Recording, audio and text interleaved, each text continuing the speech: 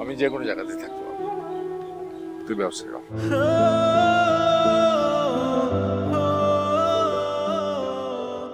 আমাকে এখানে ডেকে নিয়ে এলি কেন, কিছু বলবি?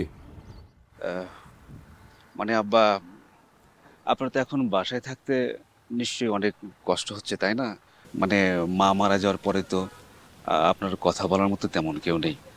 তাছাড়া সাবিনাও বিভিন্ন কাজে ব্যস্ত থাকে, মানে ও আপনার ঠিক মতো সেবা যত্ন করতে পারে না। আর আম্মা, আমিও তো ব্যবসার কাজে সারাদিন বাইরে বাইরে থাকি। আপনার নিশ্চয়ই খুব একা একা লাগে আব্বা। হ্যাঁ, তা তো একটু লাগেই।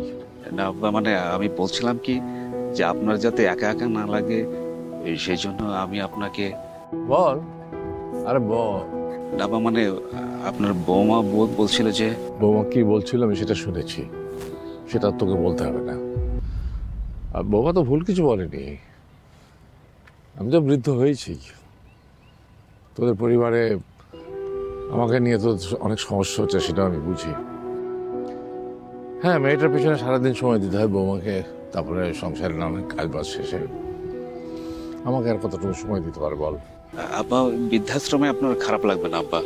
মানে ওখানে অনেকেই আপনার সমবয়সী লোক আছে, তাদের সাথে আপনি কথা বলে বেশ ভালোভাবে সময় কাটাতে পারবেন। আর ওখানকার পরিবেশটাও বেশ ভালো। তোর মেয়েটা আমার সাথে সারাদিন থাকতো, খেলা করতো।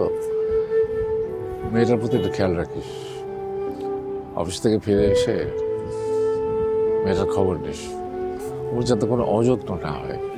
ঠিক আছে আব্বা, কোনো সমস্যা হবে না। আর আমি যে অফিস থেকে ফেরার সময় আমি মাঝে মধ্যে আপনার সাথে দেখা করব। আর আর আপনাকে যে বৃদ্ধাশ্রমে রাখবো, ওখানে যদি কোনো রকম সমস্যা হয়, প্রয়োজন আমি অন্য বৃদ্ধাশ্রমে আপনাকে শিফট করে দেবো আব্বা। আমি যে কোনো জায়গাতে থাকতে পারবো, তুই ব্যবসা কর।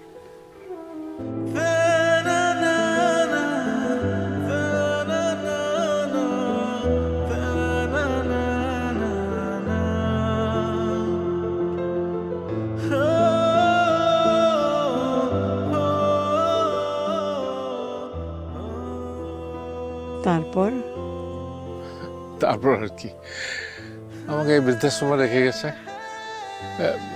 তোমার কি ব্যাপার, তুমি কার কাছে এসছো? কারো কাছে না, আমি এখানেই থাকি। এখানে থাকি মানে? তোমার ছেলেও কি তোমাকে এখানে রেখে গেছে? না, আমার কোনো ছেলে নেই, একটাই মেয়ে। ওর বাবা মারা গেছে 4 বছর হলো। মেয়ের বিয়ে হয়েছে 6 মাস। ওর বিয়ের পর আমি ওর বাসায় উঠেছিলাম।